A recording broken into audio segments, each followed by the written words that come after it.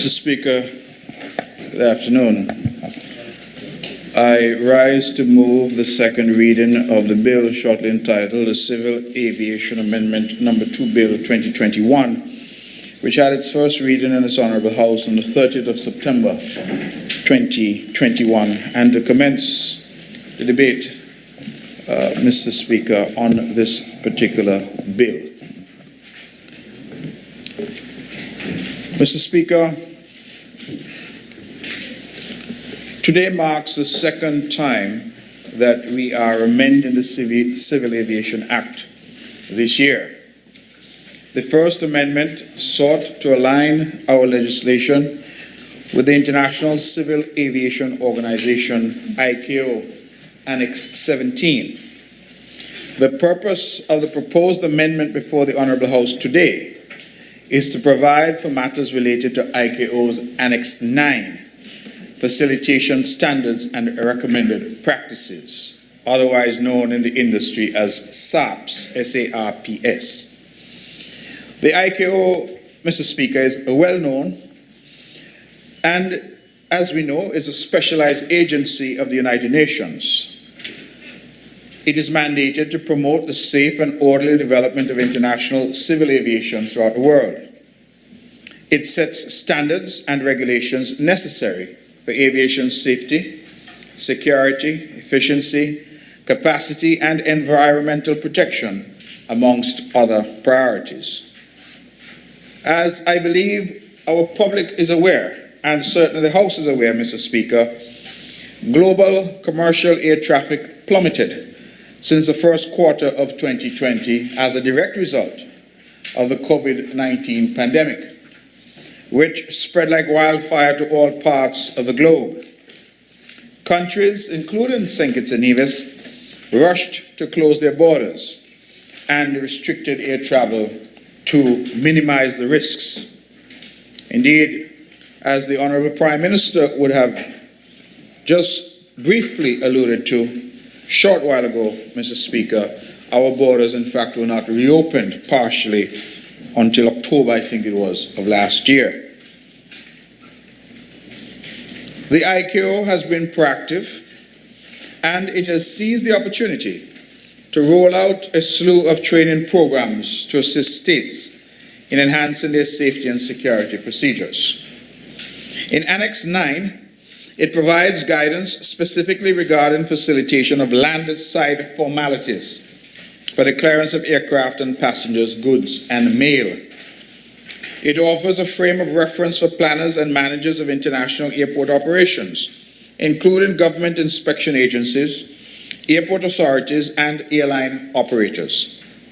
It describes the responsibilities of both industry and government agencies. It also specifies procedures for carrying out clearance operations with a twin objective, Mr. Speaker, of effective compliance with national laws and the productivity of operators, airport staff, and government inspection agencies. Mr. Speaker, allow me now, as I make these, what I promise to be very brief remarks, to provide some background, which brings us to this point today when we are looking at, hopefully, the passage of the Civil Aviation Amendment No. 2 Bill 2021. During the period of 6 to 26 October 2020, the ICAO would have conducted an evaluation of the Eastern Caribbean Civil Aviation Authority, better known to us as ECA, and its member states. Subsequently, Mr. Speaker, the ICAO developed a program for aviation volunteers to strengthen the ECA and to improve safety and security oversight systems of the Eastern Caribbean contracting states. During the course of this process, and I think this is quite noteworthy, the ICAO selected St. Kitts and Nevis as the pilot or model state for the rest of the OECS for its facilitation program since, and this is important, Mr. Speaker, the Federation of St. Kitts and Nevis was the only state within the OECS which already had a draft national facilitation program and airport facilitation program. ICAO would have reviewed these documents together with our relevant legislation to determine whether they were aligned to the objectives of Annex 9. ICAO concluded that there was need to bolster the legislative framework and has proposed a model for the amendment of the Civil Aviation Act, Cap 8.03. This bill today, Mr. Speaker, seeks to proceed on the ICAO model. And so we had a review. ICAO would have looked at St. Kitts and Nevis and decided that they would start with us as the model. Why? Because we were ahead of the other OECS member states, the other members of ECA, in that we already had a facilitation program. We had a draft national facilitation program and we had an airport facilitation program. Since none of the other member states had that, Mr. Speaker, St. Kitts and Nevis was decided, or selected, I should say, by ICAO as the model, the pilot to proceed. Having looked at our legislative framework, ICAO has now said to us that we need to strengthen it, and that is why we're here today. Under the Chicago Convention, to which we have been a state party since 2002, states are obligated to adopt standards and expedite the necessary formalities in order to minimize operational delays. As the means of carrying out this mandate, the program is designed to help states achieve maximum efficiency in their border clearance operations and at the same time, Mr. Speaker, achieve and maintain high-quality security and effective law enforcement. Annex 9 facilitation is based on 10 articles of the Convention, which require that the civil aviation community complies with laws governing the inspection of aircraft, cargo, and passengers by authorities concerned with customs, immigration, agriculture, and public health. Indeed, the phrase facilitation of formalities appears as a subtitle for Article 22 of the Convention on International Civil Aviation. Article 22 obliges states to, and I quote, adopt all practicable measures through the issuance of special regulations or otherwise to facilitate and expedite navigation by aircraft between the territories of contracting states and to prevent, Mr. Speaker, unnecessary delays to aircraft, crews, passengers, and cargo, especially in the administration of the laws relating to immigration, quarantine, customs, and clearance. End of quote. Facilitation also includes the continuous improvement of control processes and service procedures.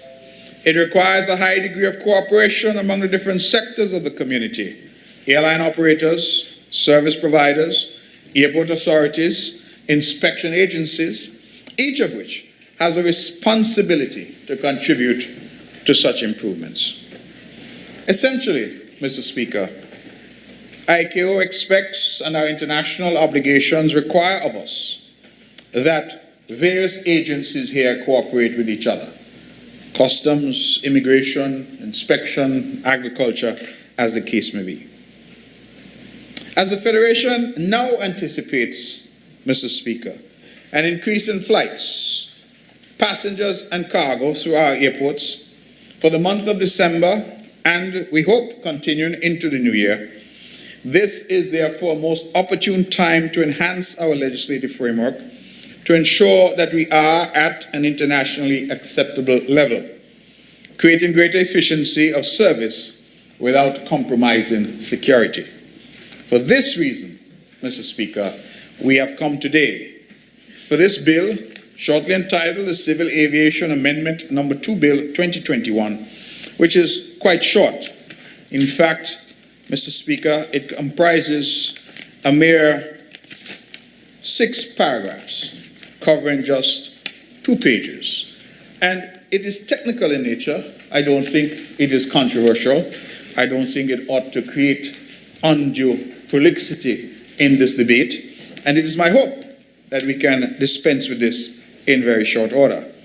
If I can move just very quickly, therefore, Mr. Speaker, to the bill itself. The bill itself substantively at Section 3 thereof, speaks to an amendment of Section 4 of the Principal Act. And what I would like to emphasize there is that it replaces paragraph G, that is it renumbers paragraph 1, forgive me, and replaces paragraph G as follows. G now will read, cooperate with officers of the government on all matters relating to customs, immigration, aviation, security, defense, facilitation, or any other matters as appropriate. It also inserts a new subsection 2 as follows. The minister is the designated authority and is the overall coordinator of the National Air Transport Facilitation Program. If we were to move over page, to look at page 2, we realize that we have made a minor amendment to section 10. The act is amended in section 10, subsection 3 by replacing paragraph A as follows, in the interest of national security, safety, and facilitation. The substantive amendments have come to Part 5 of the Principal Act. The Principal Act in Part 5 is amended, Mr. Speaker, by replacing the title with the following new title for Part 5. Part 5 will now read Security and Facilitation. And we have inserted a new Section 23, which reads as follows. This part also applies to facilitation, which means a combination of measures and human and material resources intended to improve and optimize aircraft, crew, passenger, cargo, baggage, mail, and stores flows through airports while ensuring compliance with relevant international and national legislation. There's also a new Section 24A, which reads as follows, under new heading, Facilitation Programs. For the proper administration of facilitation matters relating to civil aviation, the following classified facilitation programs shall be applied. A, the National Air Transport Facilitation Program. B, the Robert Llewellyn Bradshaw International Airport Facilitation Program. And C, the Vance Amry International Airport Facilitation Program. Now, why that is relevant? It is relevant because, of course, our country has two airports. The airport here, our main airport, international airport, the RLB, Robert Llewellyn Bradshaw Airport, and of course a Nevis, a smaller airport, the Vance Amry International Airport. It is important for all the people of the Federation, those in St. Kitts and those in Nevis, to recognize that the Ministry of Aviation has oversight of both airports. It has oversight, Mr. Speaker, for safety and security and efficiency at both airports. And therefore, this legislation applies across the Federation. It is national in scope, and it seeks to incorporate and to make it clear that it will have a National Air Transport Facilitation Program and also a facilitation program at RLB and a facilitation program at the Vance Amry Airport in Nevis. The other amendment, we are amending Section 50 of the Principal Act, replacing subsection 2, paragraph M as follows, concerning safety, security, and facilitation for the purpose of safeguarding civil aviation operations against acts of unlawful interference, where such operations are connected to the safety and security of passengers, crew, ground personnel, and the general public, including the use and operation of any item and equipment likely to be hazardous to aviation safety. And the final provision, Mr. Speaker, I did promise to be brief, is that we are inserting a new paragraph immediately after paragraph Z or Z in subsection 2 as follows. It is a new paragraph AA, prescribing the matters in respect of establishment of the National Civil Aviation Security Program, National Air Transport Facilitation Program, National Air Transport Security and Facilitation Committees, and the Airport Security Facilitation Committee. In short, Mr. Speaker, this really is legislation which has come about because we continue to improve our Aviation Act. Improve in terms of safety and security, that's why we were here earlier this year, but also improve in terms of optimal use to ensure that people are safe on the aircraft, people are safe at our aerodromes, but people are also facilitated in terms of their access to and egress from, not just people, but cargo, mail, as the case may be. And that is why, again, we require the cooperation of the various agencies of government, Mr. Speaker, to ensure that we offer international quality aviation at our airports in St. Kitts and Nevis. I emphasize that this legislation comes about because of a review done by ICAO, and I applaud, Mr. Speaker, the Permanent Secretary, Ms. K. Bass, and of course, those who lead our efforts in aviation here, Mr. Royston Griffin in particular, who I always single out because he is so good that other OECS countries have from time to time sought to borrow him so he can train them. And I think when any national of St. Kitts and Nevis gets to a level where they are being called upon by other countries to provide training to their people, we ought to recognize them and applaud them. And to the entire team, small team, but very effective team in aviation, I would want to applaud them. Small team doing great things, Mr. Speaker, because I think that when we consider across the landscape of the OECS that the ICAO would have selected St. Kitts and Nevis as the model, saying that we were already ahead of the other OECS countries in regard to this aspect of facilitation, I believe that that speaks volumes to the quality of work that is being done here at the Ministry of Aviation.